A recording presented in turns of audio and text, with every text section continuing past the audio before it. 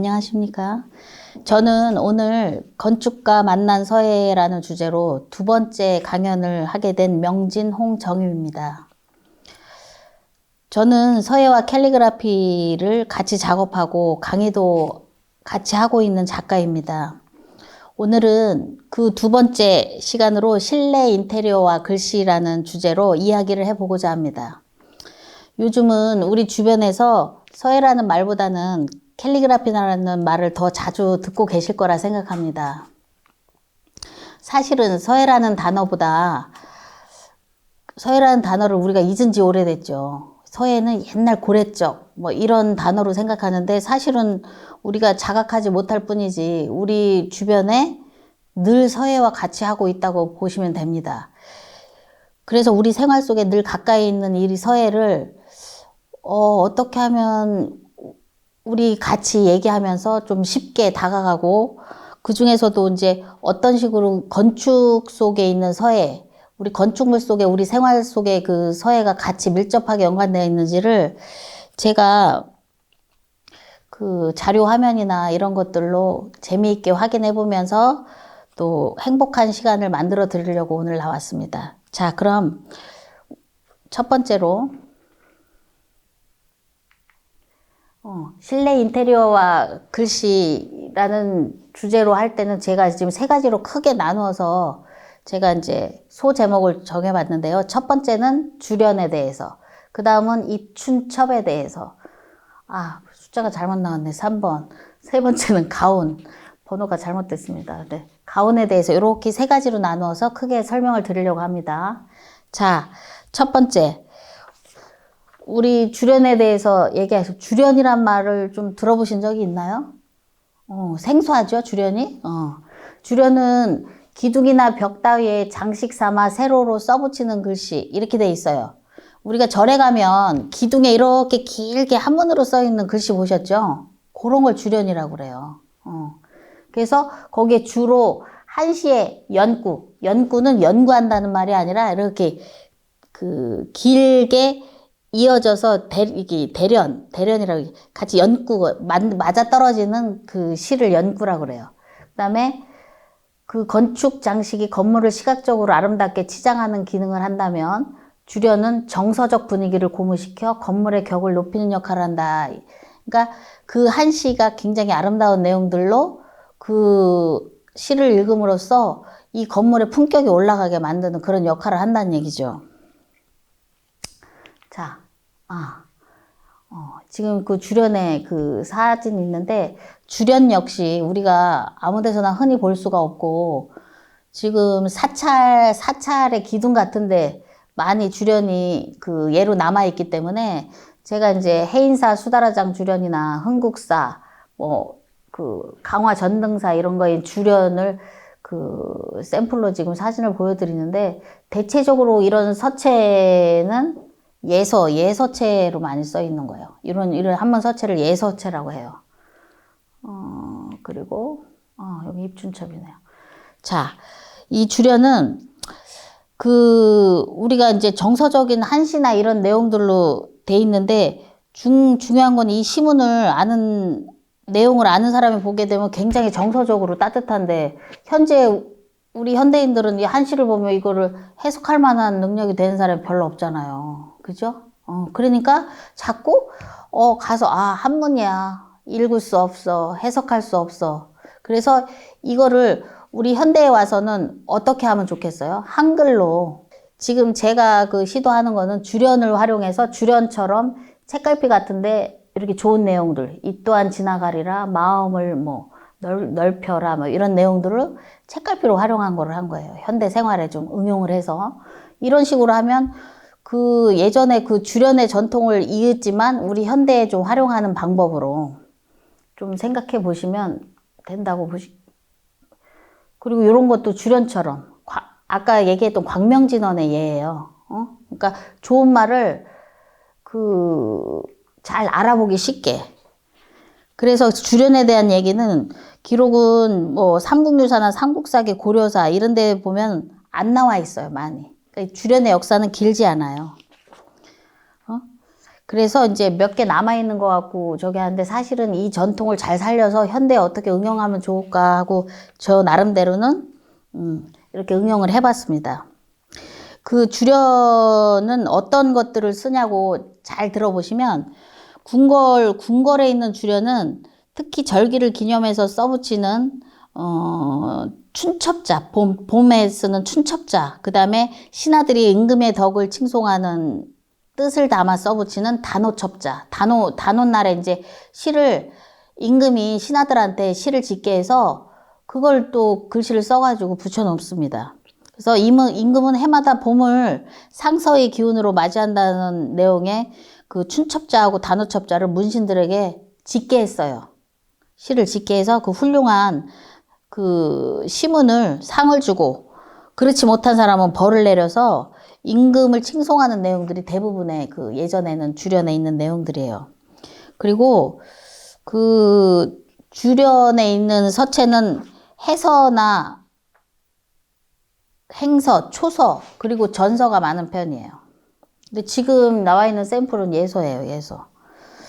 그 궁궐 그 주련에 있는 유형을 좀 보면 산수를 감상하고 문장을 논하는 그런 즐거움과 아름다움을 자족한 것. 그 다음에 현 시대가 요순 시대와 다르지 않게 태평성대라는 이런 내용. 또 세 번째는 궁궐이 도교의 이상향이나 선계인 거를 노래하는 거. 또 뭐 민가와 도성의 아름답고 평화로운 모습을 노래한 거. 임금이 오래 살고 건강하며 자손만대로 복을 누리기를 염원한 노래. 그 다음에 우주 만물의 본원을 알고 순리에 따라 조화롭게 살아가자는 이런 좋은 내용들을 그 시를 다 지어서 이제 주련에 붙여놓은 건데 안타깝게도 이제 한문으로 되어 있기 때문에 우리가 잘 이해를 못 한다는 게 좀 안타깝죠. 그래서 지금 아까 보여드린 책갈피는 이제 주련의 형식을 현대에 응용해서 좋은 말과 글로 써서 그 요즘 이제 제가 그 아까 1편에서 나무에 새긴 책갈피를 만든 것처럼 조금 여러 가지 도구와 이런 걸 변형해서 주련을 많이 활용했습니다. 주련은 여기까지만 설명을 드리고 그 다음에 이제 입춘첩. 입춘첩은 우리가 입춘날, 입춘이 며칠인지 아세요? 입춘. 입춘이라는 얘기 들어보셨죠? 뭐를 입춘이라고 그래요? 봄이 오는 게 입춘이죠? 입춘 날짜가 정해져 있어요. 입춘은 매년 양력 2월 4일이에요. 그래서 보면 입춘날, 여기 20년 2월 4일로 돼 있지만 매년 2월 4일, 양력 2월 4일이 입춘이에요. 그럼 입춘의 의미는 뭐냐면 사실은 우리가 그 띠 알죠? 띠가 양력 2월 4일 전이랑 양력 2월 4일 이후에 띠가 나뉘어요. 우리가 이제 사주 명리나 뭐 이런 걸 해서 생년월일 할 때 우리가 보통은 연도로 하잖아요. 연도로 하는데 실제로 그런 거를 볼 때는 그 2월 4일 기준으로 2월 4일 전에랑 2월 4일 이후가 띠가 바뀌는 그게 입춘의 의미가 있어요. 그러니까 우리 생활 속에 서해도 예전부터 내려오지만 이런 사주 명리나 이런 것도 사실은 미신이 아니고 생활 속에 들어가 있어. 우리 동양의 음양 오행 사상이.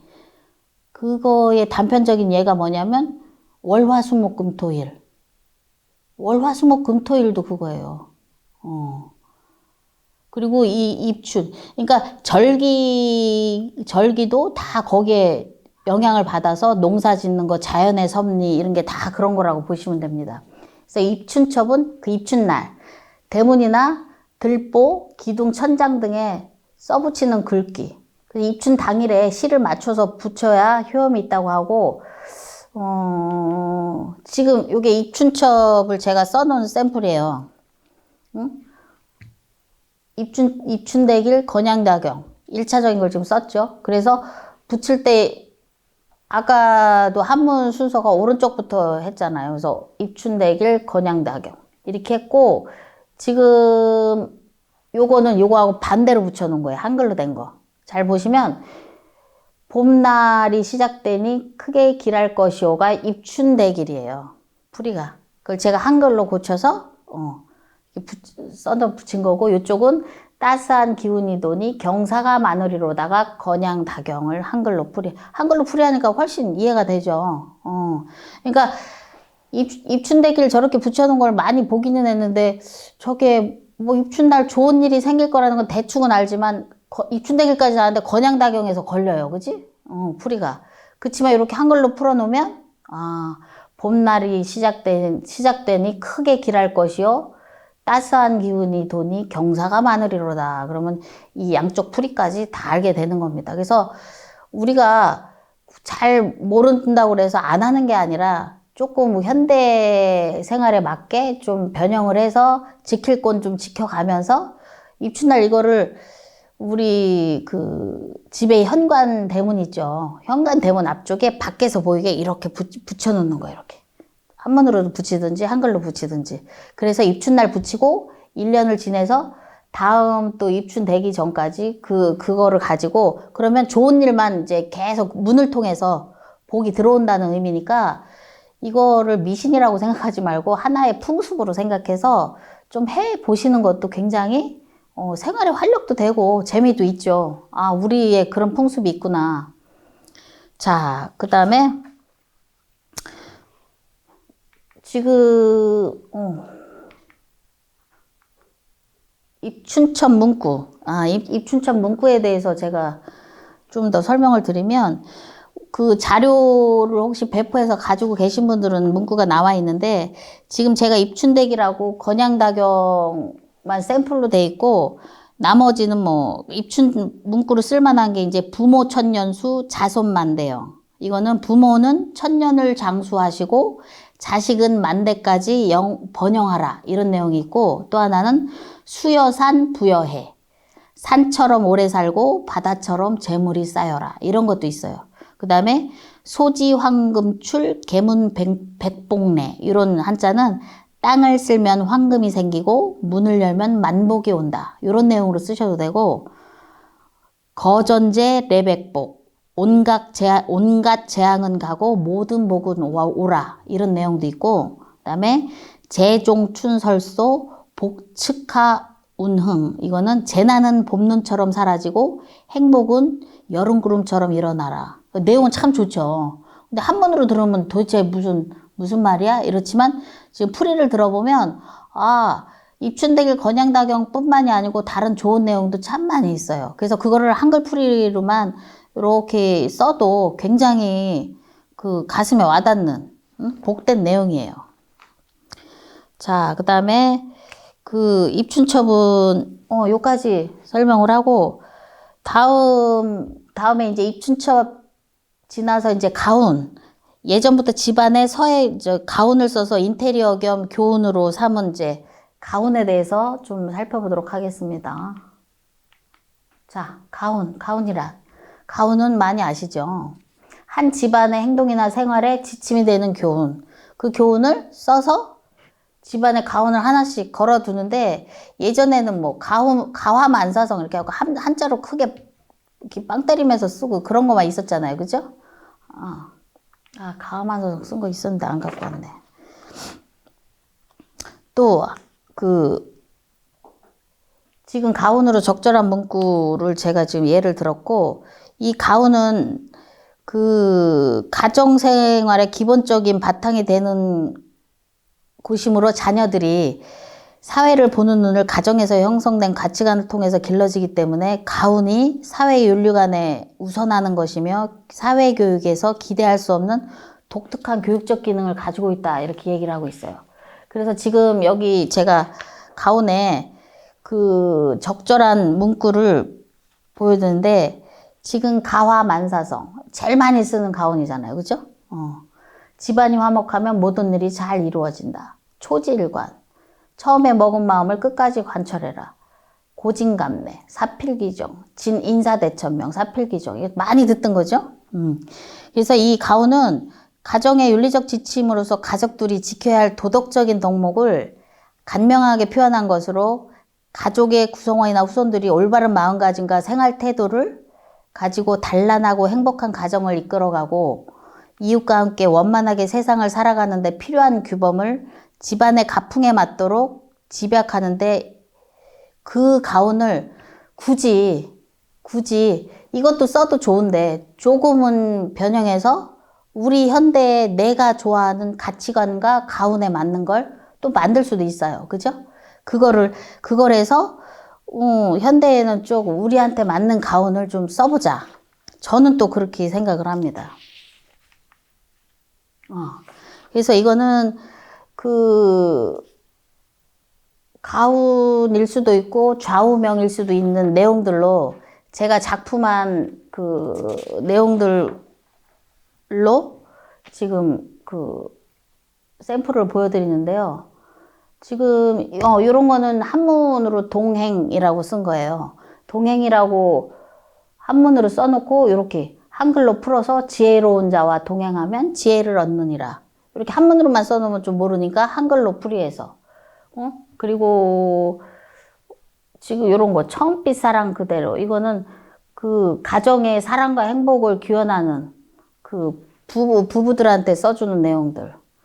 이런 거는 행복한 마음은 아름다운 얼굴을 만든다. 뭐 행복한 마음으로 지내기를 바라는 마음. 또 사랑, 뭐 내 삶의 행복, 이런 것도 하나의 가운으로 지금 우리가 해서 작품으로 제작된 거예요. 그리고 이제 꽃길 산책이나 행복마중은 여러 말을 하는 게 아니라 그 단어로 이제 지금 인테리어화 한 작업이에요. 이런 것들은 아크릴로 글씨를 뽑아가지고 원목 나무에 이렇게 붙여가지고 그냥 인테리어 소품처럼 했는데 꽃길 산책, 그냥 인생이 꽃길을 산책하듯이 행복했으면 좋겠다는 의미가 딱 단어 4가지로 그냥 표현이 되잖아요. 이런 식으로도 지금 작품을 하셔도 돼요.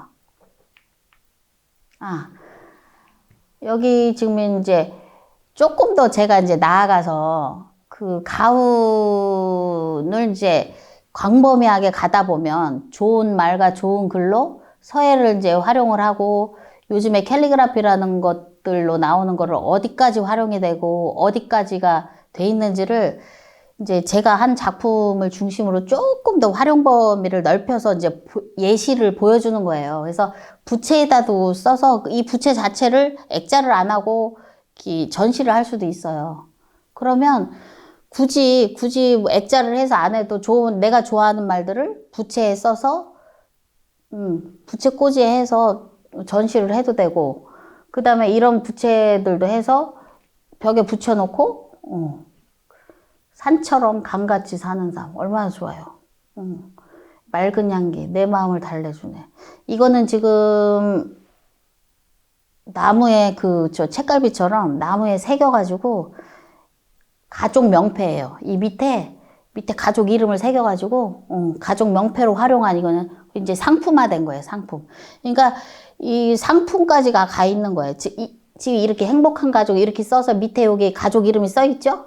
가족 이름을 써서 이걸 이렇게 나무에 옮겨서 위에 있는 그 쓰고 싶은 내용과 밑에 있는 저기 가족 이름을 써서 이런 식으로 결과물을 나오는 거예요.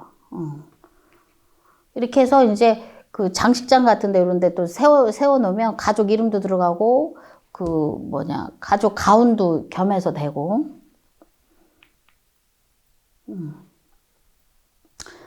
요거는 이제 우리가 좀 더 작게 명암서부터 이게 활용한 작품들을 보여주는 예시고, 이게 지금 그 납골당 그 입구에 삼가 고인의 명복을 빕니다. 이거 한글하고 한문하고 섞어가지고 활용한 예예요.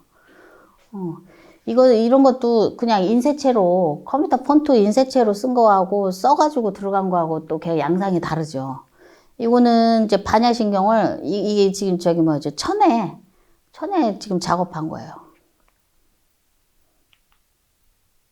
이거는 이제 거의 이제 상품화 작업에 들어간 거. 앞치마, 가방 이렇게 가방에 글씨 새겨서 들어간 거 보여드리고, 가방하고, 이건 또 다른 부채. 끝났나? 요렇게까지가 이제 상품화까지 가 있는 이제 작품들을 보셨어요. 자, 그러면 지금까지 이제 쭉 보셨으면, 이제 지금까지는 이론 수업을 해드렸고, 저희는 이제 제가 서예하고 캘리그라피를 하기 때문에 오신 분들과 같이 이제 제가 시연을 해드리면서 오늘의 시연은 뭐냐면 가운을 해드릴 거예요. 그러니까 지금 제가 저쪽에 보면 작품들 샘플을 좀 해왔고, 아까 보여진 그 작품들을 보시면, 그런 거 보시고, 아, 나는 이런 스타일로 가운을 한번 만들고 써보고 싶다. 그러면 여기 있는 내용을 써드릴 수도 있고, 그렇지 않으면 본인의 가운이 있으시면, 요런 스타일로 제 가운을 써주세요. 요 스타일로 해주세요. 이렇게 하면 이제 한 번씩 해드릴 거예요. 여기 이제 강의 오신 분들은 그렇게 해서 하나씩 선물로 드립니다. 자, 그럼 지금부터 시연을 해보도록 하겠습니다. 이제 지금까지 이론 강의를 했고요. 지금 이제 시연해보는 이제 순서가 되겠습니다. 제일 먼저 우리가 책갈피를 1편에서는 나무에 이제 새긴 책갈피를 보여드렸는데, 지금 이거는 제가 요 종이는 머메이드 종이라는 거, 좀 도돌도돌한 종이로 이제 책갈피를 만들어 온 거예요. 그래서 여기 쓰고 싶은 내용을 쓰시면 간단하게 책갈피가 되죠. 뭘 써드릴까요? 원하시는 거? 책갈피니까 책이 좋아. 이렇게 일단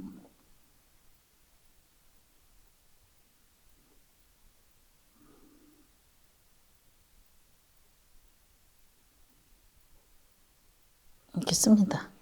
그리고 밑에 그냥 이렇게 하는 것보다 각을 하나 이렇게 찍어 놓으면 훨씬 좀 괜찮아 보이죠. 이제 색깔 같은 거 좀 넣으셔도 좋아요. 꾸미기에.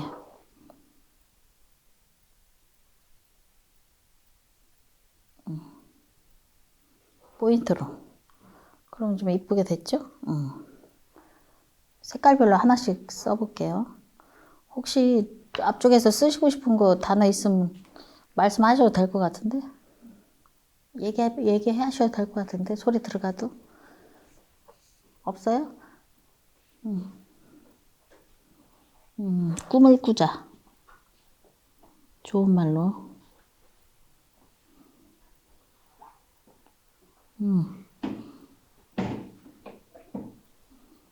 꿈을 꾸라.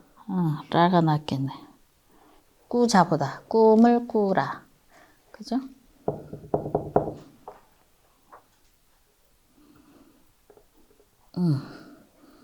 꿈을 꾸라. 꿈도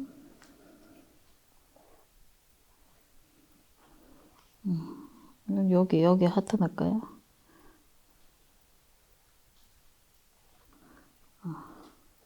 두 개. 또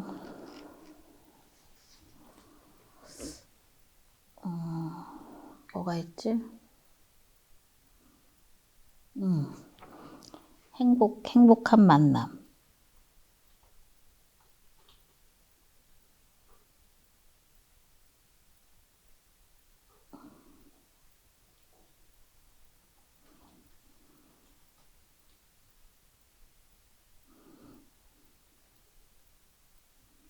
글씨가 많은 것보다 간략하면서 임팩트 있게 사람들한테 서로 공감할 수 있는 그런 것들을 쓰는 게 질리지 않고 좋아요. 근데 처음에는 막 뭐 쓰라고 그러면 그 말을 간략하면서 임팩트 있게 그 단어를 선택하거나 그게 쉽지 않아요. 이것도 아이고 가길 너무 흐리게 찍혔네. 할 수 없어요. 두 번은 찍으면 안 돼요. 다음에 하나 더. 꽃길 산책. 아까 꽃길 산책 있었죠? 꽃길? 그거를 쓸게요. 제가 좋아하는 말 중에 하나예요. 우리가 꽃길만 걷게 하소서 이렇게 하다가 그거를 조금 다른 말로 바꿀까 생각하다가 딱 단어 정리한 게 꽃길 산책이에요. 그 제가 만든 거예요.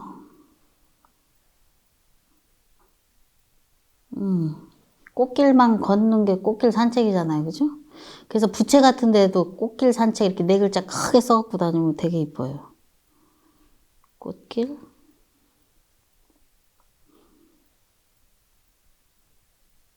산책. 이쁘잖아요. 그지? 이뻐.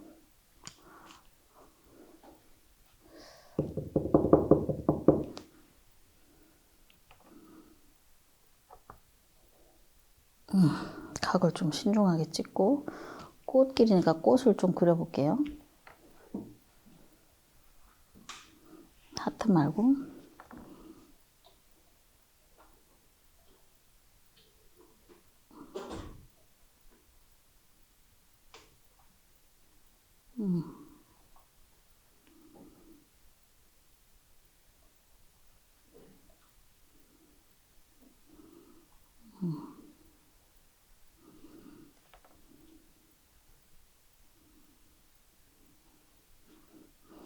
잘 안 먹네.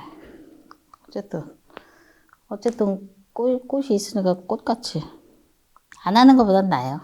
그냥 그렇게 뭐 그림을 잘 안 그려도 돼.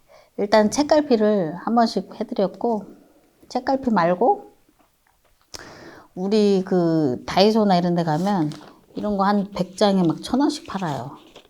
이게 어느 때 쓰는 거냐면 포장할 때 이렇게 저기 종이 옆에 이렇게 해가지고 이렇게 끼워서 하면은 굉장히 포장지가 예뻐 보이는, 근데 굉장히 얇아요. 얇은데 여기다 글씨 써서 좀 꾸며가지고 코팅을 하거나 이렇게 해서 선물해도 되게 이쁘고, 또 그 선물 포장할 때도 글씨를 써가지고 포장하면 되게 이뻐요. 제가 요거는 조금 큰 사이즈고 이건 좀 작은 사이즈로 이렇게 해서 지금 비닐에 넣은 게 이제 좀 있죠. 이런 건 지금 스탬프 찍어 놨는데, 이게 뭐냐면, 우리가 저 체험학습 같은 거 할 때, 이렇게 이제 해서 하면은, 이렇게 받쳐서 쓰면 보여요. 그러니까, 글씨는 배우고 싶은데 잘 안 되시는 분들 이렇게 해가지고, 받쳐가지고, 체험으로 이렇게 따라서 써가지고 이렇게 만들어 가고, 여기 스탬프 같은 거 예쁜 거 찍으면 꾸미기가 쉽죠. 그런 용도로 많이 해놓은 거예요, 지금. 그 중에서 제가 좀 몇 개 써드려 볼게요. 당신에게 힘을 보낼게.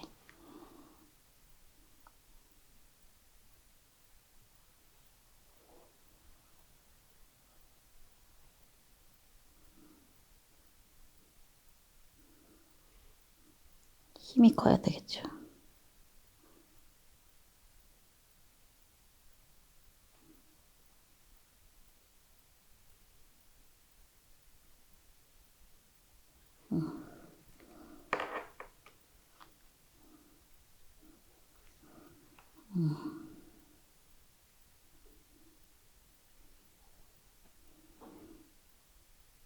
하트가 잘 많이 쓰여요. 오늘은 스탬프를 안 갖고 왔으니까 이렇게 하고 밑에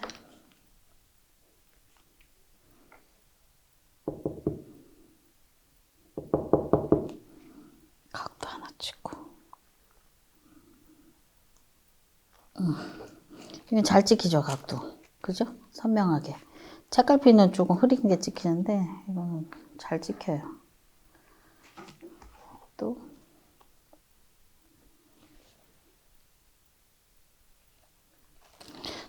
참 글씨 좀 쓰면 예쁘게 재미나게 쓸 게 되게 많아요.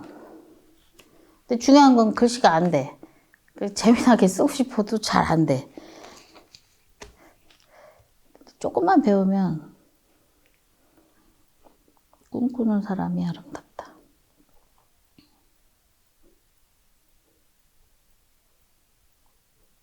꿈꾸는 사람이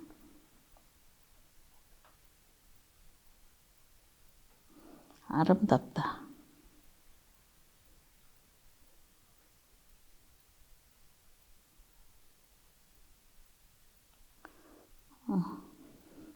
이렇게 썼어요. 그러면 또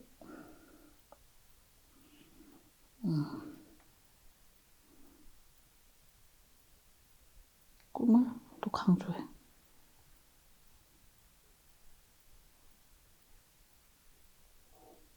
이렇게.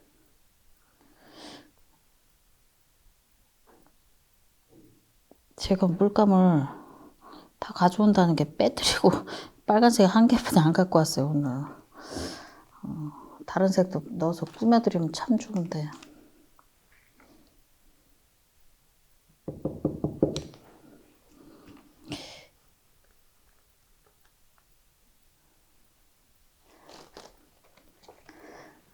또 뭐 있지? 이거 3개만 할게요, 3개만. 이거 좋네. 꽃 다 잘 될 거야? 다 잘 될 거야. 다 잘 될 거야. 이거 되게 좋아해. 그런지. 다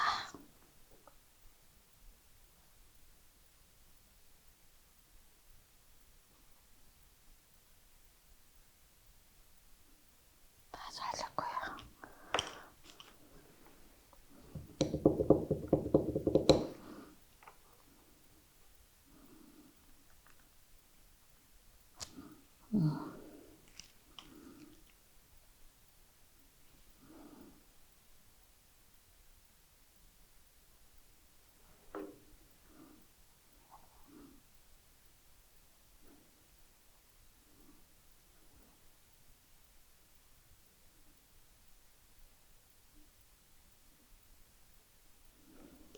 이렇게 여러 개로 이렇게 한번 해볼게요. 자, 이거를 이 종이를 우리는 아트페이퍼라고 불러요, 저희는. 그래서 아트페이퍼는 굉장히 잘 비쳐가지고 그 여러 용도로 금액도 싸고, 그래서 이제 우리가 조금 이런 그 다른 종이에다 연습해서 완성할 때는 여기에다 좀 완성하면 굉장히 완성도가 금액 대비 높습니다. 높고 활용도가 참 좋아요. 자, 그러면 요거는 이제 간단한 적이고, 이제는 이제 가운의 형식을 빌어서 현대 가운으로 쓸, 지금 화면상에 우리가 이제 띄어져 있는 그 내용들 중심으로 여기 지금 몇 분 계시는 분들이 쓰고 싶은 내용이 들어와 있어요. 그걸 중심으로 먼저 써드릴게요. 자, 보세요. 자, 이거 좀 지워드려 놓고. 처음빛 사랑 그대로를 쓰고 싶다는 거예요. 사랑이니까 하트 있는 거에다 써드릴게요. 하트. 아니다, 장미. 빨간 장미. 이거 장미 많네. 이거 장미 되게 많네요. 그치? 오, 대박인데? 대박이에요. 여기에 처음빛 사랑 그대로. 이거는 처음빛 사랑 그대로는 제가 결혼하는 그 집에 결혼 선물로 들어가는 작품이에요, 이거. 이거 써서 결혼 선물로 들어가면 이 작품값 받습니다, 원래. 오늘 대박 나신 거예요.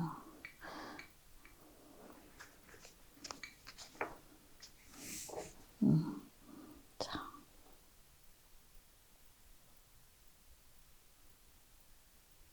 처음빛.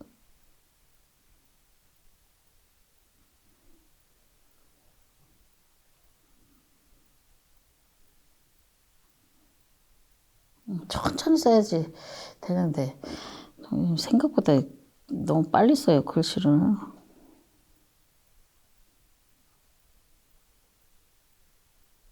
처음빛 사랑 그대로 쓰고, 늘 그렇게 화목한 가정이길. 원래 결혼 선물 들어갈 때는 이름 들어가는데 오늘은 이름은 아니고 그냥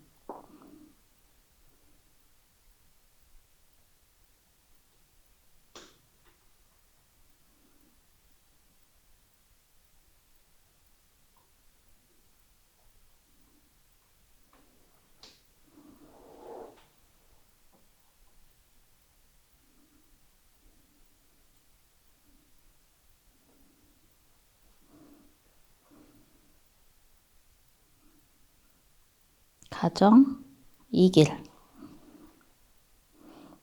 이 본문 내용보다 이게 밑에 들어간 내용도 참 중요해요. 그게 없으면 또 재미가 없어. 이 저기 본 작품 이외에 이렇게 작게 들어가는 내용들이 큰 글씨도 있고 작은 글씨도 있어야 둘 다 이뻐요. 고운빛. 하고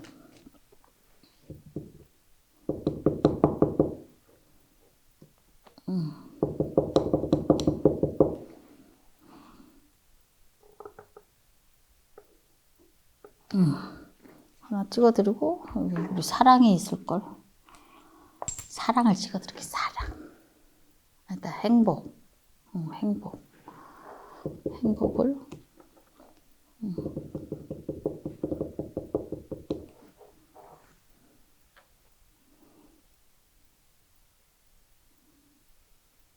사랑 옆에 행복.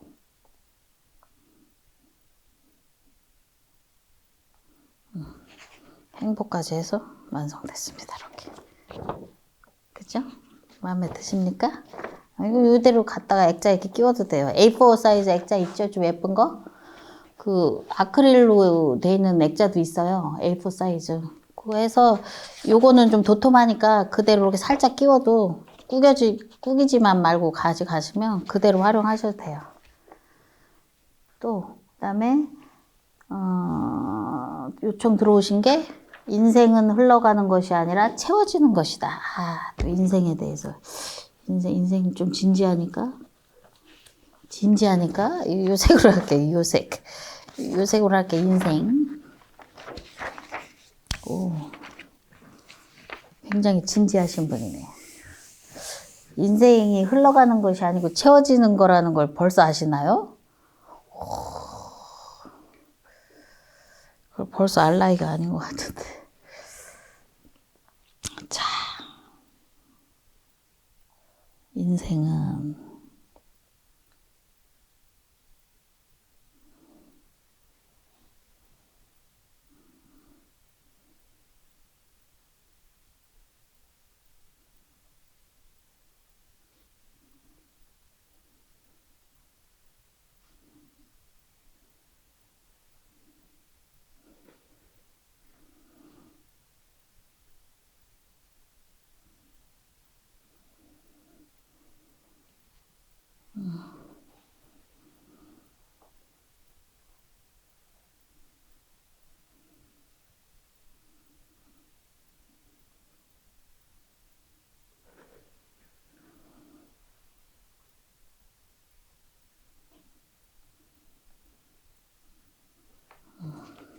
이렇게 하고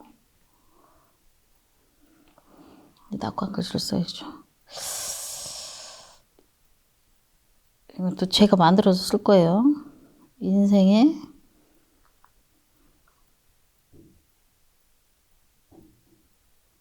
참 의미.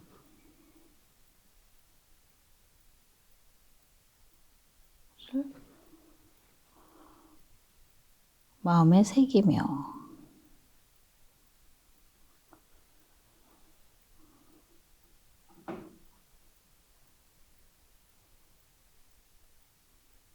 이 말 괜찮아요? 인생의 참 의미를 새기며 잘 어울리죠? 그 다음에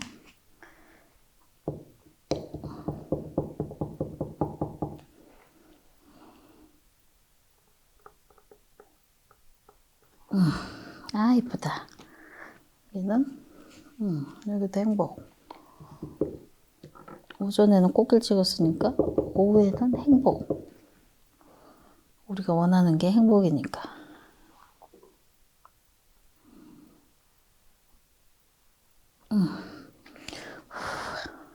이렇게 완성이 됐습니다. 금방 됐죠? 금방? 오, 잘 보여요? 잘 보이면 됐어요. 잘 보이면 된 거예요. 너무 쉽게 금방 하니까 금방 너무 쉬울 것 같죠? 이게 딱 맞춰갖고 쓰는 게 어려워요. 그 다음에 모방은 창조의 어머니? 어디다 써드리지? 노란색? 여기다가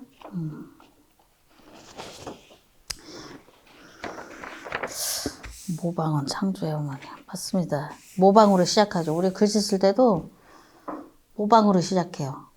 그래서 처음에 배울 때 따라 쓰죠. 따라 쓰는 거를 우리 서예에서 임서라고 그래. 임서. 따라 쓰는 거. 책을 따라 쓰고 따라 써. 따라 쓸 때 그대로 따라 쓰는 거는 모임. 모양을 본뜨는 모임이라고 그러고, 조금 더 가면 의임이라고 그래요. 내 의도를 조금 넣어서 따라 쓰는 거. 그러면서 모방을 해서 똑같이 쓰다가 점점 익숙해지면 내 의도를 조금씩 넣어서 글씨를 쓰는 거예요. 그러다 보면 내 서체가 이제 생기는 거죠. 지금 저한테 만약에 글씨를 배우셔도 제가 이제 서체별로 설명을 해서 각자 쓰는데 자기만의 성격과 맞는 글씨 스타일이 나와요. 똑같게 안 나와요. 사람들이 배우면.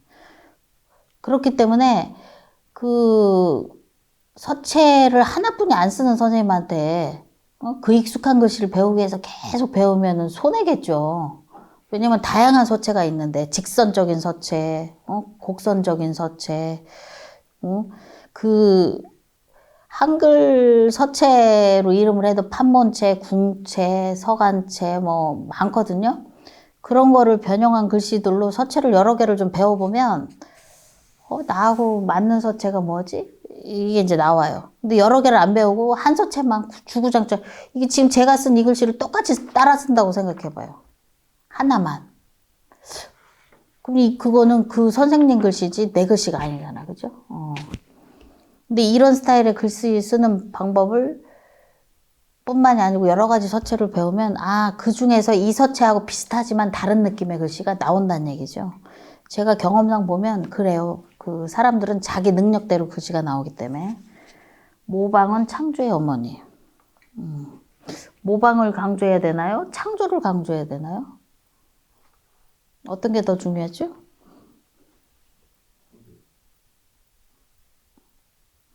결국엔 창조를 강조하기 위한 모방이죠? 모방은?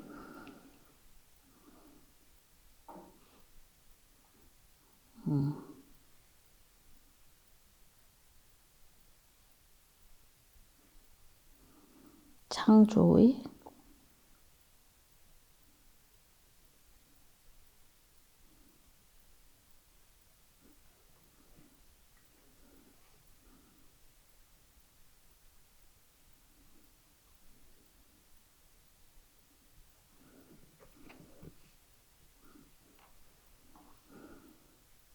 그 다음에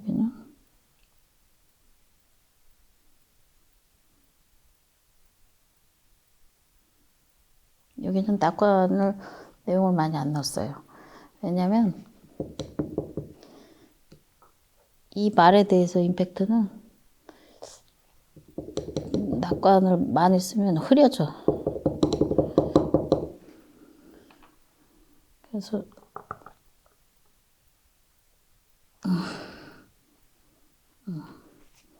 여기는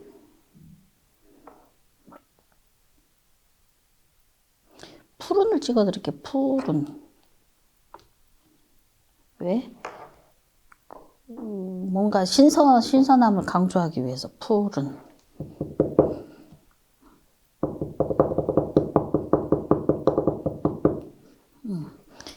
계속 어떤 푸른 의미는 신선함을 강조하기 때문에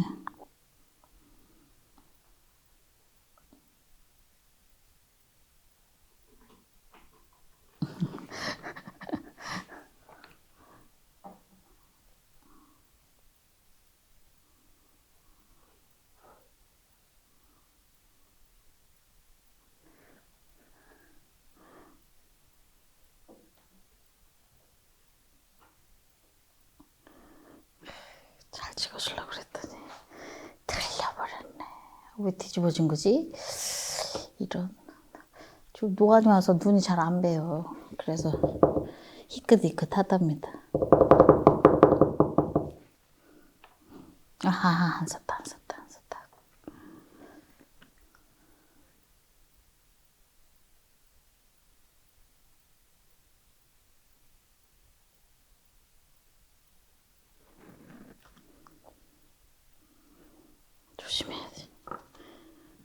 어느새 뒤집어줘.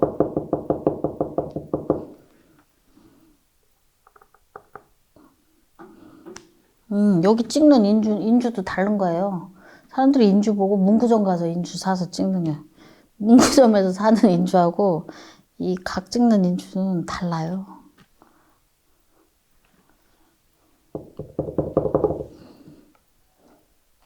또 뒤집어줘. 여기서 옆에서 한번 찍어보고 꼭 확인해보고 찍는데,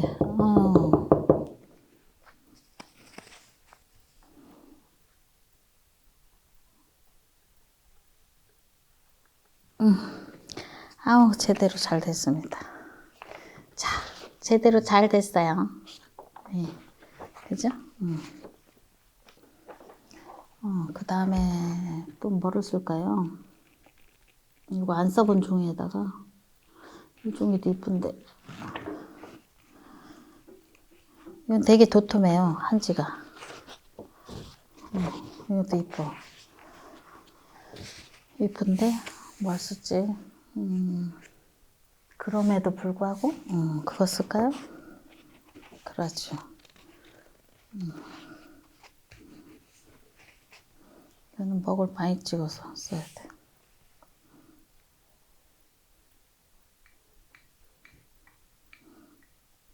제가 요즘에 꽂힌 말이 그럼에도 불구하고. 제가 1편에서 그 작품 설명 드렸잖아요.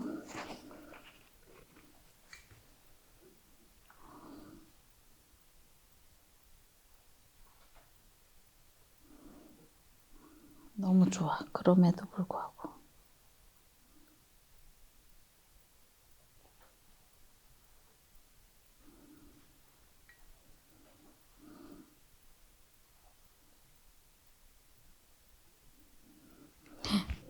좀 좁겠는데? 다시 써야 돼.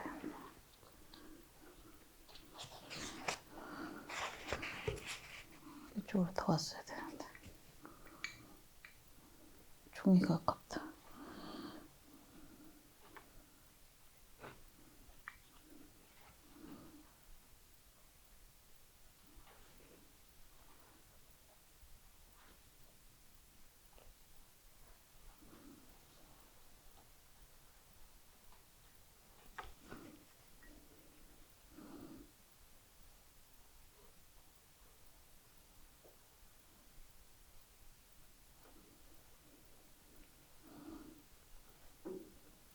그럼에도 불구하고.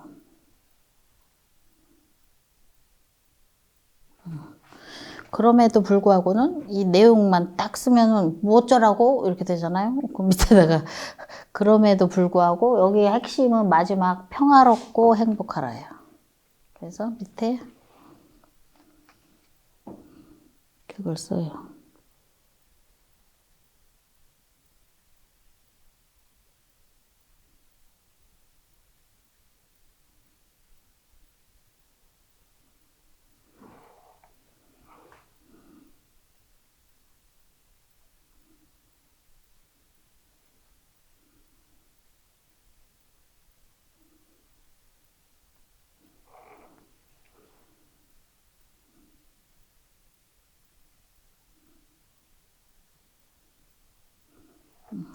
가지고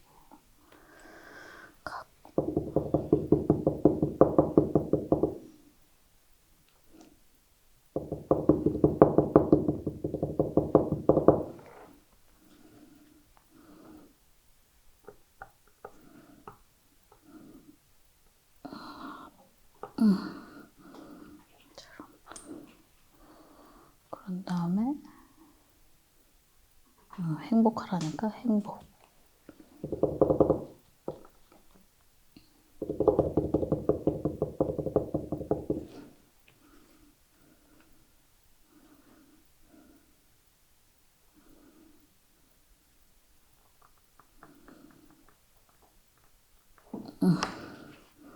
네, 이렇게 됐습니다.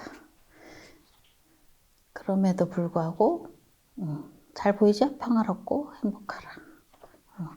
이게 틀렸어요. 앞에 시작이 잘못됐잖아요. 그죠?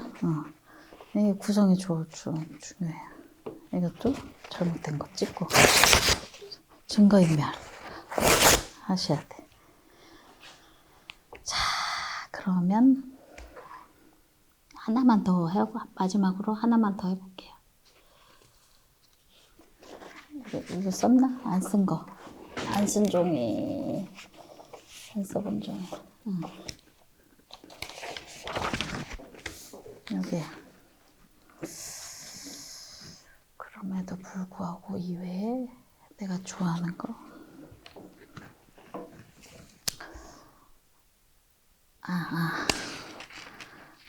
제가 요즘에 또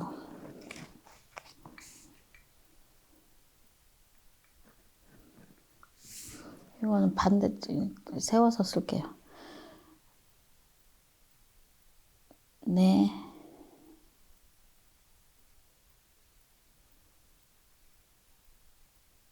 내 삶에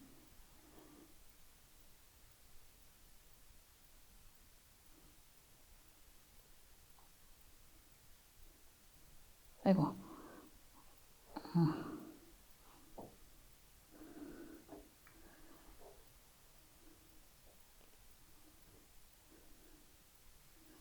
이게 행복자예요, 행복자. 지금 쓰는 게. 내 삶의 행복. 한문으로. 이건 지금 한문하고 한글을 섞었어요. 내 삶의 행복. 한글만 쓰는 게 아니라 한문하고 좀 섞어도 괜찮거든요. 내 삶의 행복.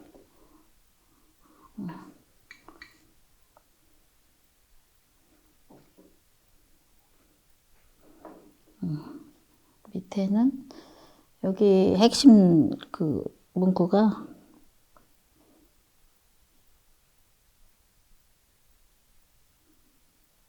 당신을 만나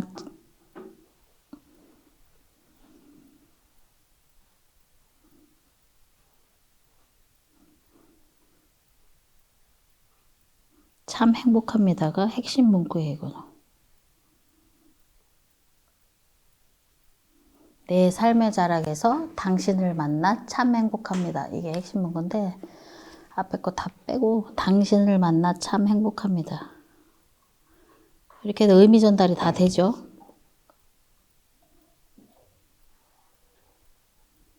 행복합니다. 이거 소리가 나. 그다음에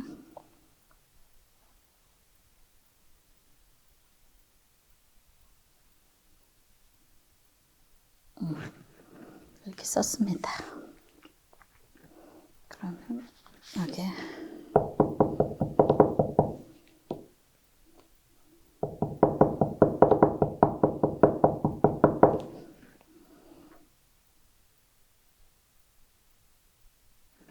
고운빛 하나 찍고 행복이니까 행복도 하나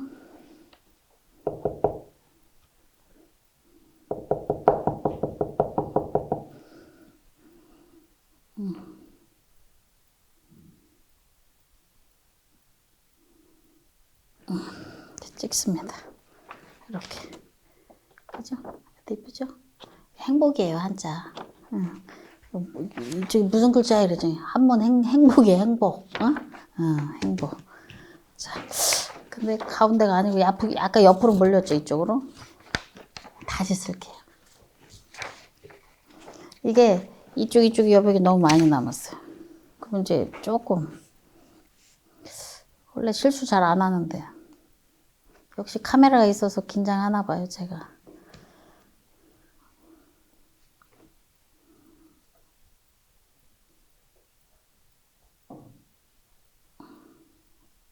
다시 쓰면 더 잘 쓰죠.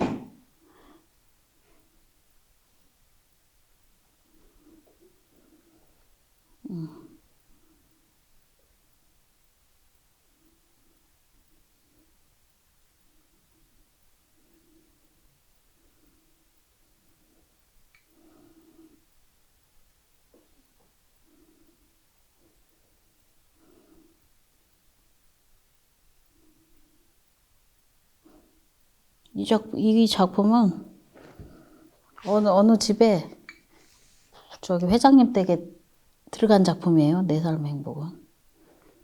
가로 150, 세로 170짜리. 1m 50, 1m 70.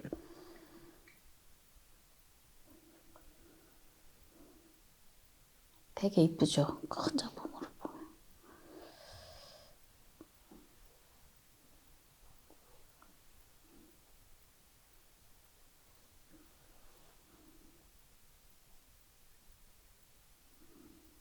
당신을 만나?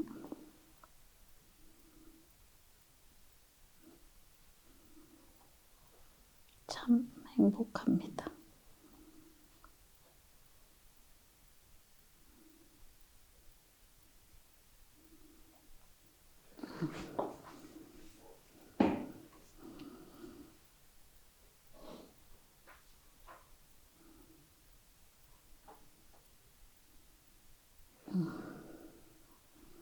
빠졌네요, 많이. 다음에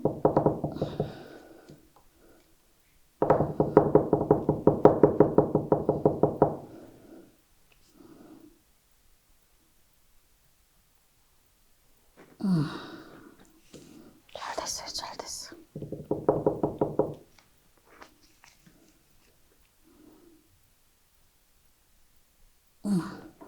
오, 잘 됐어요. 이거는 가운데 잘 맞죠?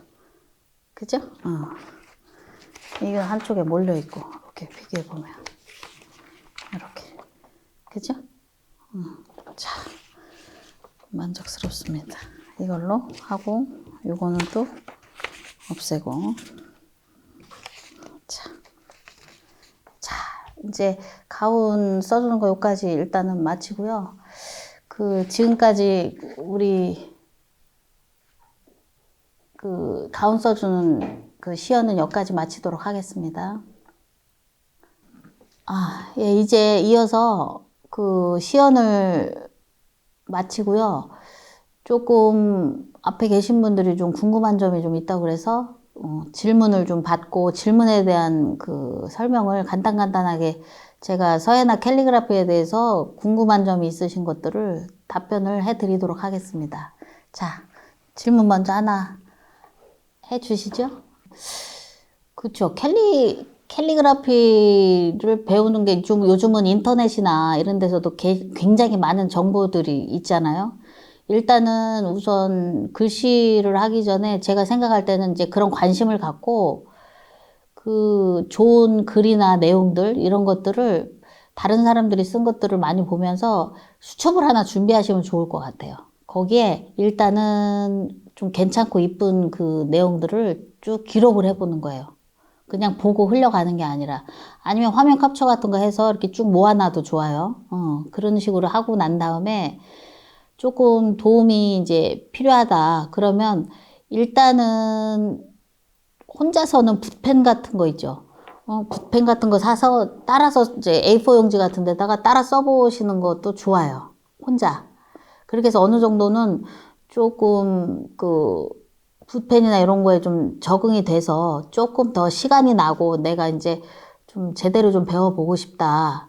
그렇게 하면 이제 캘리그라피 강의하는 데를 다니는데 제가 볼 때는 이제 배우러 다니는 곳에 선택하는 방법이 배우러 가고 싶은 선생님의 글씨 서체와 스타일과 내 스타일이 맞아야 된다는 거죠.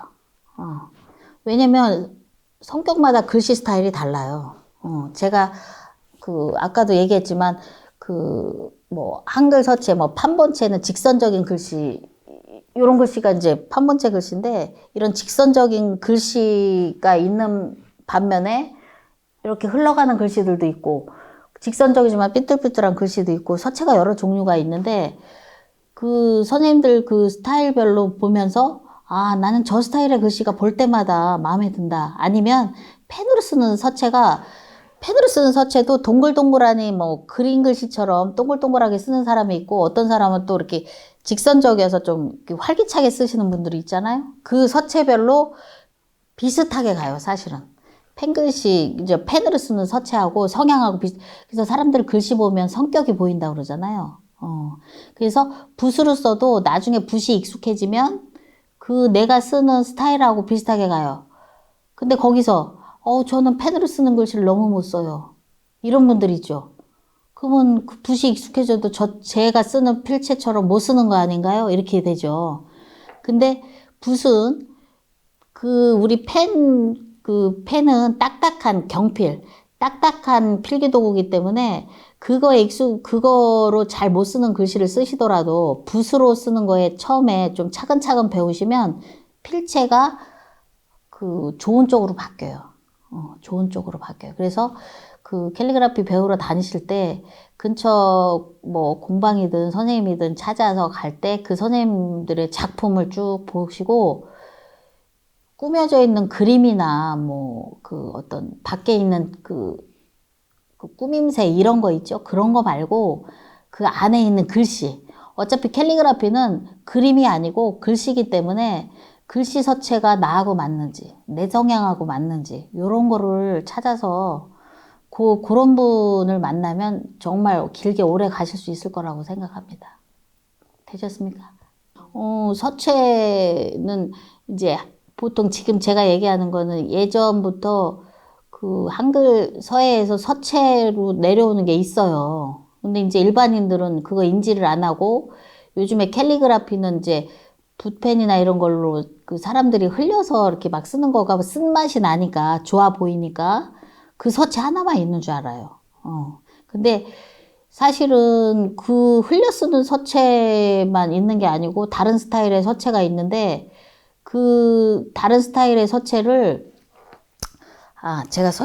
제가 이제 이게 가끔 수업하는 건데 지금 보면 서체에 대한 이해를 지금 보시면 가짜 하나를 봐도 이게 화면에 잘 보이려나? 여기 보이나 보죠. 우리 보면 가짜 하나를 봐도 다 다르게 써 있잖아요. 요런 거를 지금 한글 서체에서 위에 있는 것들을 고체 판본이라고 그러고 여기 있는 서간체들 응용이라고 그러고 그림체는 제가 그림체라고 이름을 만든 거예요. 왜냐면 그림 그리듯이 그리는 거. 근데 지금 대부분의 흘려 쓰는 글씨들이 그림체의 변형으로 이제 막 사람들이 쓰는 거란 말이죠. 그러면 그것도 읽어지면 서체로 인정을 하는 거예요. 현대에 와서. 예전에는 없던 서체지만. 근데 그거 하나만 갖고는 뭐가 안 되냐면 예쁜 글씨는 또 되는데 멋진 글씨는 조금 한계가 있어요. 그리고 자음, 모음, 초성, 중성, 종성 위치를 어떻게 해야 될지, 어떤 부분에서 강조해야 될지, 이런 것들을 잘 모른단 말이죠. 그래서 지금 저 같은 경우는 이제 서체별로 기본획을 한 다음에,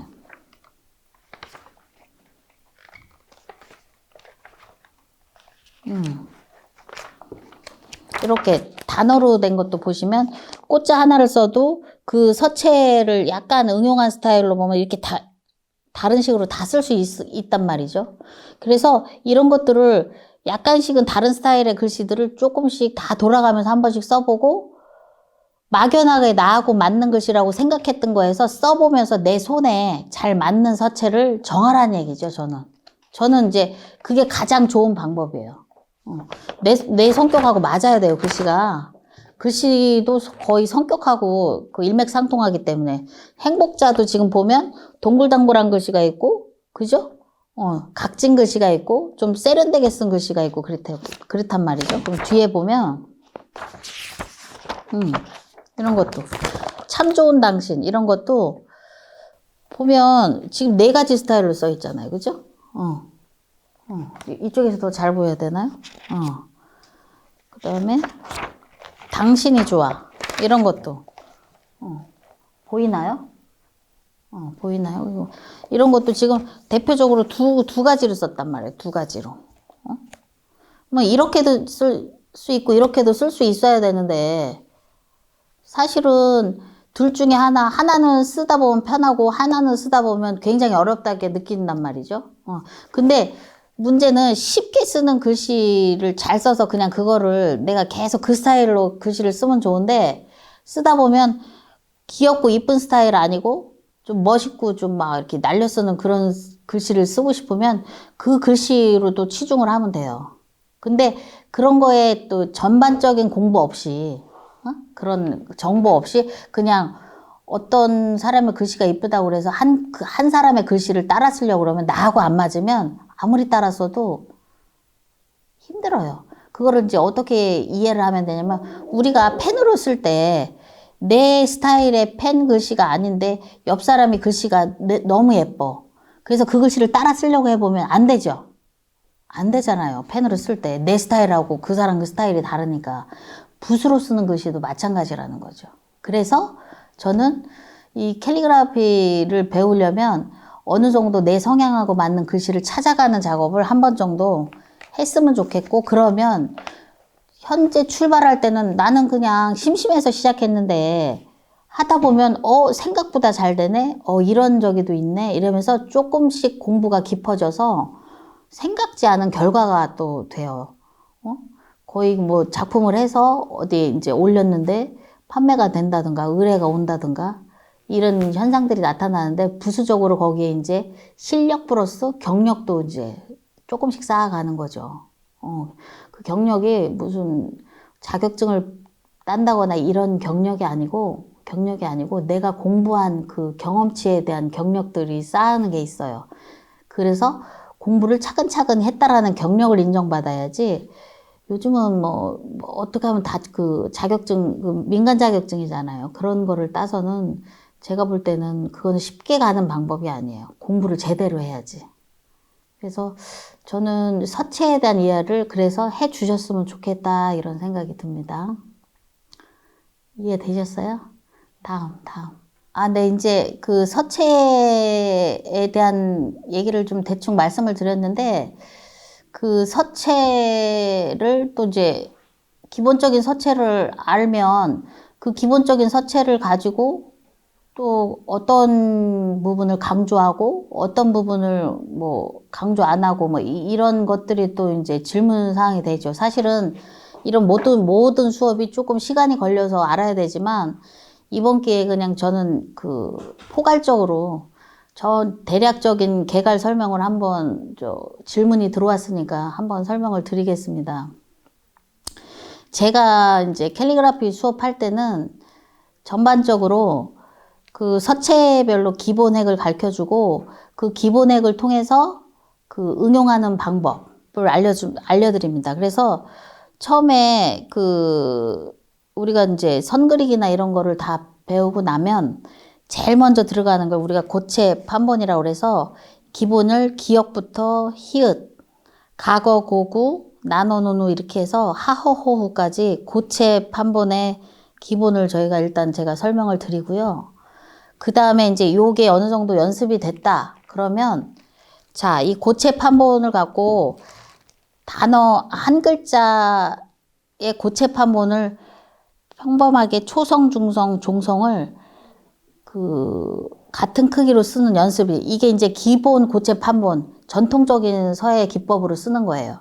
그거를 이제 우리가 캘리그라피나 뭘로 응용을 할 때, 그럼 글자에 좀 변형이 있어야 되잖아요. 그거를 그냥 막연하게 변형하면 나중에 내가 뒤죽박죽 돼서 뭐가 변형이 돼 있는지 어떤 게 있는지를 모르는데, 이걸 좀 체계적으로 머리를 잘 굴려서 해보면 초성, 중성, 종성 중에 첫 번째 초성을 강조하는 방법, 그 다음에 중성을 강조해서 쓰는 방법, 그 다음에 종성을 강조해서 쓰는 방법식으로 지금 꿈자를 보시면 초성을 꿈자 쌍기역을 강조했죠, 처음엔. 그 다음에 중성, 우자 모음을 강조했고, 마지막에 종성, 미음을 강조하는 이 스타일이 지금 이거는 제가 갖고 다니는 교본이에요. 그래서 이 스타일로 좀 활용을 한다고 보시면 되고, 힘자도 보시면 초성을 강조하고 중성, 종성을 강조한 스타일이에요. 여기도 보면 들자도 마찬가지죠. 그럼 한 글자를 이런 식으로 변형을 3가지 스타일로 했다고 치고, 만약에 이제 한 글자씩이 변형이 되면 2글자일 때는 이렇게 평범하게 쓸 때는 이런 식으로 글자가 써지는 거를 한 글자씩 변형한 걸 2개를 붙이는 거죠. 다른 그 양식을. 봄자 같은 경우는 초성을 강조한 거, 그 길자 같은 거는 종성을 강조한 이 스타일로 해서 2글자를 합쳐서 그 변형된 글씨를 합쳐가지고 어떤 글씨가 더 이쁜지, 그리고 그 중성이나 종성을 강조해가지고 합친 글씨가 이쁜지. 그래서 두 글자를 또 합쳐서 지금 여기 나오는 것처럼 제가 합쳐서 써보면, 아, 나는 이게 좋다. 나는 이 스타일이 마음에 들어. 이렇게 하면 하나의 스타일이 만들어지는 거예요. 판본체 하나만 갖고도. 이게 이제 글씨 서체의 특징을 살려서 하나를 변형하는 방법이죠. 그래서 변형하는 방법은 같아요. 대체적으로 서체만 바뀔 뿐이지. 지금 이제 두 글자에서 세 글자로 바뀌니까 가로로 쓸 때하고 세로로 쓸 때 이렇게 보시면 요거를 변형해서 지금 저는 좋은 벗을 이렇게 변형해서 써놓은 거예요. 참행복은 가로 세로 이렇게 변형해 놓은 거고. 이거를 저하고 똑같지 안 하고 여러분들이 초성, 중성, 종성을 좋은 벗 각자의 그 각각의 글씨를 변형을 해서 합쳐서 좀 괜찮은 글씨를 다르게 쓰실 수도 있어요. 그렇게 하면 아, 왠지 내가 연구하면서 공부하는 그런 상태가 되는 거죠. 그러면 서체에 대한 이해도 되고 내가 응용하는 방법도 생기고. 지금 판본체 같은 경우는 직선으로만 이루어진 가장 쉬운 글씨 서체 중에 하나예요. 그래서 머릿속에 이게 들어가고 난 다음에 그 다음에 이제 저희가 요 자유서간체라는 제가 이제 작품으로도 가장 많이 쓰는 이 글씨는 삐뚤삐뚤하면서 자유분방한 글씨인데 어디에다 써도 틀린 걸 잘 발견을 못하는 서체 중에 하나예요. 그래서 이런 서체 정도는 하나 해놓으면 부채에다가 글씨를 쓰든 어떤 그 만들어진 데다가 직접 글씨를 써도 구성만 잘하면 되게 이쁜 글씨가 되거든요. 이 자유서간체도 똑같아요. 그 판본체처럼 기본적인 초성, 중성, 종성을 써놓고 나서 초성, 중성, 종성대로 변형을 해주는 거죠. 한 글자 변형하는 거 잘 보이시죠? 개괄적으로 설명하는 거라 그냥 그 아웃라인만 보여드리는 겁니다. 이거 하나씩 하나씩 배우려면 좀 오래 걸려요. 근데 이제 이거를 지금 아웃라인을 쭉 한번 훑어보시고 아, 그런 식으로 좀 아이디어를 얻어서 공부해보는 것도 좋겠다 이렇게 해서 그 쭉 설명을 드리는 거예요. 사랑은 세로로 쓰거나 가로 쓸 때 이렇게 비슷하게 쓰지만 변형한 건 이렇게 나왔다고 지금 제가 해놓은 거고 행복도 마찬가지죠. 그럼 이 중에서 지금 제가 만든 스타일 이외에 다른 스타일로 만들어가지고 변형해 보시면 됩니다. 이 글씨 서체는 특징이 선이 평행한 게 하나도 없어요. 각도가 다 틀려요. 삐뚤삐뚤한 글씨예요. 지금 행복까지 했으면 이제 그 다음에 참 좋은 당신. 참 좋은 당신 제가 써놓은 것 중에 참 많이 쓰는데 이것도 지금 가로로 쓰거나 이렇게 했던 거를 지금 변형한 거잖아요. 지금 이제 변형하면서 이제는 칸칸이 두 글자, 세 글자씩 해서 탑을 쌓는 식으로 또 글씨 쓰는 방법도 있거든요. 이게 이제 고체 판본은 탑 쌓으면서 쓰기가 힘들어요. 근데 이제 이 자유서간체는 탑을 쌓는 식으로 이렇게 퍼즐 맞추기 식으로 그 글씨를 쓰는 거가 굉장히 좋은 글씨 중 하나예요. 그러면서도 틀린 거를 잘 몰라요. 다른 사람들이. 그래서 오늘 하루도 선물입니다. 또 그런 스타일이고. 자, 그 다음에 이제 직선적이면서 반듯한 거, 직선적이면서 삐뚤은 글씨까지 다 했으면 그 다음에 이제 부드러운 곡선적인 글씨. 저희는 이름을 서체를 지늘림 서간체라고 했는데 이게 궁체 들어보셨죠? 궁체? 궁체 아시나요? 아, 궁체 얘기가 나왔을 때 궁체가 우리 이런 스타일이 궁체 정자예요. 우리 전통 글씨. 궁체 정자는 또박또박 쓰는 서체거든요. 또 한 글자 내에서 흘러가는 궁체 흘림이 돼요. 순서가. 정자, 흘림. 그 다음에 우리가 지금 배우려고 하는 지늘림 서간체라는 거 이렇게 흘려서 쓰는 거. 이런 거. 이게 흘림에서 더 많이 흘려서 쓴다라고 보시면 돼요. 그래서 이 글씨 서체는 사실은 궁체를 좀 쓸 줄 알면 막 흘려서 쓸 때 이 틀이 안 망가져요. 모양이. 근데 이런 궁체에 대한 자음, 모음, 받침 놓는 그 위치를 잘 모르면 막 쓰다 보면 아까 이제 그 막간을 이용해서 여러분들이 좀 연습하셨는데 글씨가 막 뭉쳐지고 이렇게 공간 배치가 잘 안 되고 글씨가 삐뚤어지고 이런 현상이 나타나요. 그걸 바로잡기 위해서 기초적인 거가 이런 게 필요한 거예요. 그러면 또박또박 제자리에 쓰는 거 공부하고 그 다음에 한 글자 내에서 이렇게 리을 받침이나 이렇게 흘러가는 거 이런 것도 또박또박 배우거든요. 그 다음에 이제 이런 거 쓰는 거 이런 거. 이런 거. 지금 갑자기 진일림 서간체 하니까 그게 나와서 요게 이제 그 다음에 쓰는 거라고 보시면 돼요. 이것도 한 글자. 초성, 중성, 종성을 확대해서 지금 변형해 놓은 거예요. 그 다음에 꽃길. 이것도 두 글자 변형한 거죠. 대신 글씨 스타일만 달라지는 거예요, 서체. 그리고 이제 변형하는 지금 기법은 어때요? 지금 세 가지 서체가 다 같죠? 예. 그리고 변형해서 어울리는 글씨가 뭔지, 지금 꽃길 산책. 제가 많이 쓴 건데, 이 글씨는 다른 고체 판본이나 이런 거보다 이 서체가 잘 어울려요. 그래서 우리가 쓰는 내용을 판본체로도 써보고, 삐뚤삐뚤한 서간으로도 써보고, 이렇게 흘러가는 진일림 서간체 이런 스타일로 써봐서 그 글씨 느낌하고 서체가 잘 어울리는 걸 찾아내는 거예요. 찾아내는 거. 지금 이것도 꽃길만 걷게 하셔도 저 다른 서체로 다 써봤는데 이게 가장 마지막에 너무 잘 돼서 이게 이제 정리된 거죠. 그러다 보면 서체가 딱 하나만 쓰는 게 아니라 이런 스타일 저런 스타일의 이제 서체를 쓴다라는 의미가 조금 정리가 되죠. 자, 이런 변형하는 거 이외에 지금 제가 계속 설명을 드렸는데 이 그림체라고 그래서 이게 그림체라고 그래서 그림 글씨 쓰듯이 쓰는 서체는 이제 좀 별도라고 보시면 돼요. 어떻게? 이거는 글씨하고 그림 접목되는 거. 보세요, 보면. 이런 거는 봄은 꽃이 있고 화분에 꽃이 핀 것처럼 쓴 거란 말이죠. 밥그릇에 밥알을 해서 밥처럼 보여요. 글씨가. 별은 안에 별표를 해서 별처럼 보여요. 그래서 완전하게 우리가 획을 다 똑같이 안 써도 읽어지면 돼요. 읽어지면. 캘리그라피의 가장 지켜야 될 것 중에 하나가 가독성이에요. 가독성. 읽어줘야 된단 말이에요. 어떤 경우는 작품을 멋있게 쓴다고 흘려 썼는데 무슨 글씨인지 모르는 경우 있어요. 그거 가독성이 안 될 정도로 막 너무 멋을 부려서 쓰는 글씨는 좋은 글씨가 아니에요.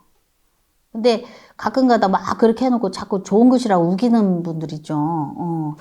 이건 필력이 좋아서 무조건 좋은 글씨라고. 그렇지만 일반인들이 설명을 해줬는데도 못 읽는 글씨가 있어요. 그거는 안 좋은 글씨입니다. 자, 그래서 이 그림체가 이제 이런 식으로 하는 것 중에 지금 봄, 밤, 별, 밥, 칼, 꽃, 방울 이런 거에 왜 또 이제 알콩달콩도 알콩달콩 느낌이 나게. 그러니까 이제 보통 캘리그라피가 이런 그림체 비슷한 느낌만 살기 위해서 몽글몽글은 몽글몽글 동글동글, 뱅글뱅글은 눈알 돌리는 것처럼 그게 다 캘리그라피인 줄 아는데 그거는 일부분이에요. 그렇게 하는 거에는 그렇게 할 수 있는 의성어나 의태어 활용할 수 있는 것도 한계가 있어요. 그거 갖고 다 될 수가 없어요. 대신 이쁘고 좀 재미나고 귀엽고 이렇게 할 때는 이런 스타일이 좋죠. 지금 기쁘고 좋은 날은 뿌짜 같은 경우만 웃는 것처럼 이제 쓴다든가 이런 거. 근데 이거 갖고는 다 소화를 할 수 없기 때문에 하다 보면 이런 것도 필요하고 조금 더 좀 각이 있는 것도 필요하고 삐뚤삐뚤한 것도 필요하고 다양한 것들이 필요하기 때문에 그런 것들을 좀 서체에 대한 이해를 하면 다 접목을 해서 작품을 할 때 훨씬 좋고 그리고 다른 사람들이 써놓은 글씨를 봐도 알 수가 있어요. 알 수가 있어요. 그렇게 해야지 정확한 캘리그라피에 대한 이해도 되고 또 한글 서체에 대한 이해도 되고 저는 그렇게 생각합니다. 자, 기본적으로 이제 좀 이해가 잘 되셨나요? 자, 그러면은 다음으로 넘어가겠습니다. 다 되셨어요, 질문? 질문이 다 되셨으면 제가 이제 실내 인테리어와 글씨를 하면서 아까 가운도 써드렸고 그래서 작품을 상품화한 것도 실물로 좀 몇 개를 갖고 와서 지금 전시 중인데 그것 좀 설명하면서 좀 이해를 돕고 또 지금까지 제가 얘기한 거에 총 결산이 토탈 정리한다 생각하시고 실물로 한번 사진으로 한번 저 카메라에 담아서 한번 보여드리면서 설명을 간단하게 해드리도록 하겠습니다.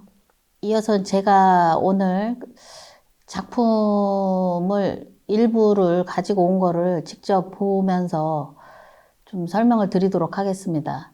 현장에서 직접 수업을 하는 경우에 이제 쭉 전시를 해놓고 우리 관람객들께 이제 가운의 어떤 샘플을 좀 보여드리고 시연을 하기 위해서 이제 가지고 왔는데, 사실은 굉장히 많은 양을 갖고 왔는데 지금 몇 개만 보여드리고, 지금 여기는 전시를 좀 많이 할 수 있는 공간이 아니라서 조금만 설명을 드리고, 우리가 지금 파워포인트 여기 자료에 있는 그거 이외에 또 별도로 좀 보여드리는 게 훨씬 도움이 될 것 같아서 제가 이제 지금 보여지는 작품을 중심으로 작품 설명을 좀 드리겠습니다.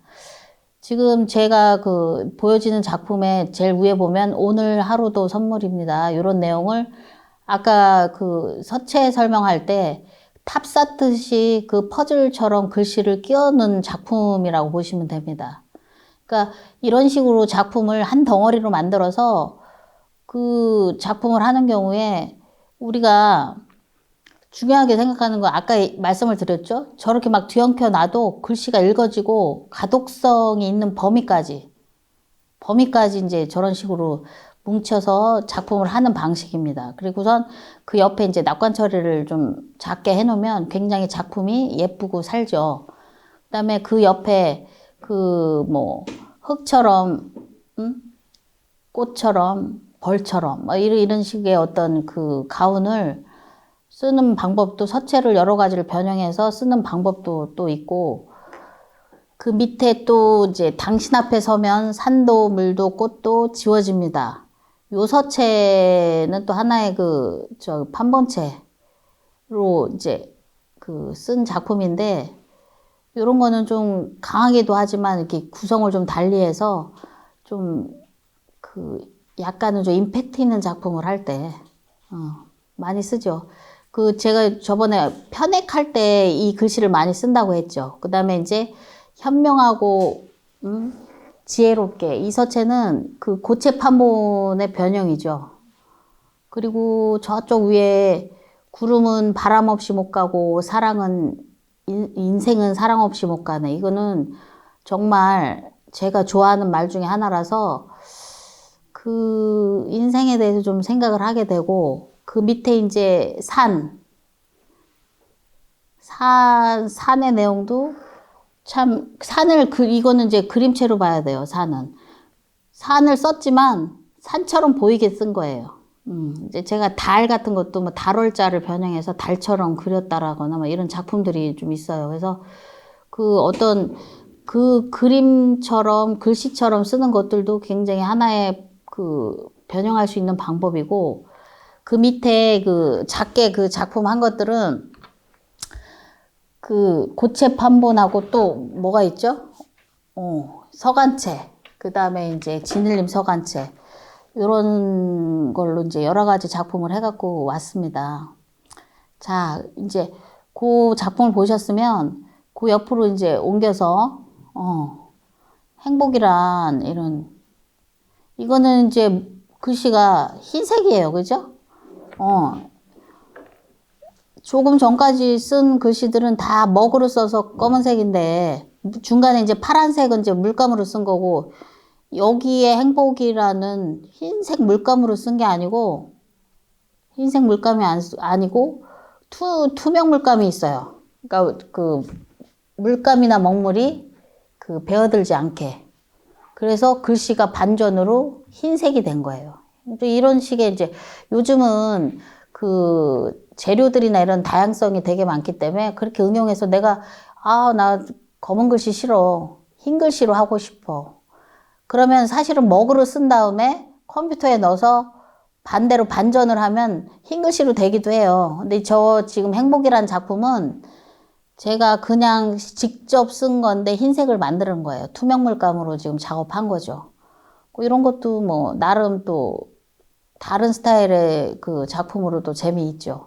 그리고 이제 그 옆에 보시면 가방이 3개 걸려 있어요. 이제 가방으로 이제 제가 그 사진에서도 한번 보셨지만 이제는 글씨를 갖고 상품화하는 이제 과정까지 갔다고 보시면 돼요. 그래서 저거는 이제 부직포 가방으로 만들어 놨는데 지금 오늘 샘플은 부직포 가방을 갖고 왔지만 이제 에코 가방으로도 만들고 또 이제 그 앞치마로도 지금 그 글씨를 스타일로 해서 지금 제품화되고 상품화돼서 이제 나오기 시작하는 겁니다. 그래서 조금 글씨만 갖고도 조금 괜찮은 상품이나 제품을 좀 개발을 해서 그림이 또 갖지 못하는 그 전달성과 그 어떤 마음을 움직이는 그 정서적인 그런 느낌의 그 작품들을 활용한 상품을 지금 개발 중에 있고요.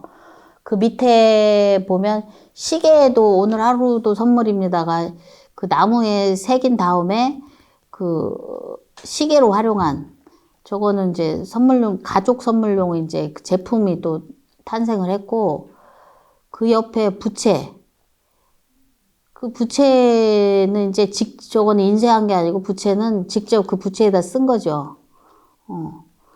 부채 글씨를 오돌도돌해서 쓰기는 사실은 좀 힘든데 써놓으면 되게 이쁩니다, 부채는. 그리고 활용도가 참 많아요. 근데 이제 부채 글씨를 쓸 정도 되려면 조금 연습을 많이 필요하고 부채를 많이 버려야 되죠. 그런데 이제 해놓으면 부채는 여러 가지로 활용도가 좋고 제가 오늘 또 가져오지 못한 거가 이제 초에 작업한 또 작품들이 있고 또 가족 명패. 가족 명패도 이제 오늘 못 가져왔는데 그런 작품들도 좀 있습니다. 그래서 여러분들이 이런 작품들이 그냥 하나의 그 작품에 머무르지 않고 좀 더 발전해서 현재는 점점 상품화도 가고 있다는 거. 그래서 서예를 바탕으로 해서 캘리그라피로 발전을 돼서 그게 이제 그림하고는 또 다른 느낌의 감성을 자극하는 어떤 작품들이 상품화되고 있다라는 거. 지금 시대가 그렇게 바뀌고 있다라는 것을 여러분들이 좀 느껴주셨으면 감사하겠고요. 저는 이번 기회를 빌어서 우리의 전통적인 그 건축물 속에 그 우리가 알지 못하는 서예가 지금까지 자각하지 못했다라는 것 뿐이지 우리가 늘 같이 하고 있고 우리 생활 속에 늘 우리가 그 글씨와 같이 있었다라는 것을 이번 기회에 여러분들이 한번 느껴주셨으면 좋겠고 서예는 정말 옛날 방식이야. 이거 안 하셨으면 좋겠어요. 그리고 캘리그라피 요거만 뭐 요즘에 재밌는 거야. 아닙니다. 그게 다 서예를 바탕으로 해서 캘리그라피가 다 탄생이 된 거고 또 더 발전할 수 있는 계기가 될 거라고 저는 생각합니다. 지금까지 강의를 들어주셔서 감사합니다. 다음에 또 기회가 되면 다시 찾아뵙도록 하겠습니다. 감사합니다.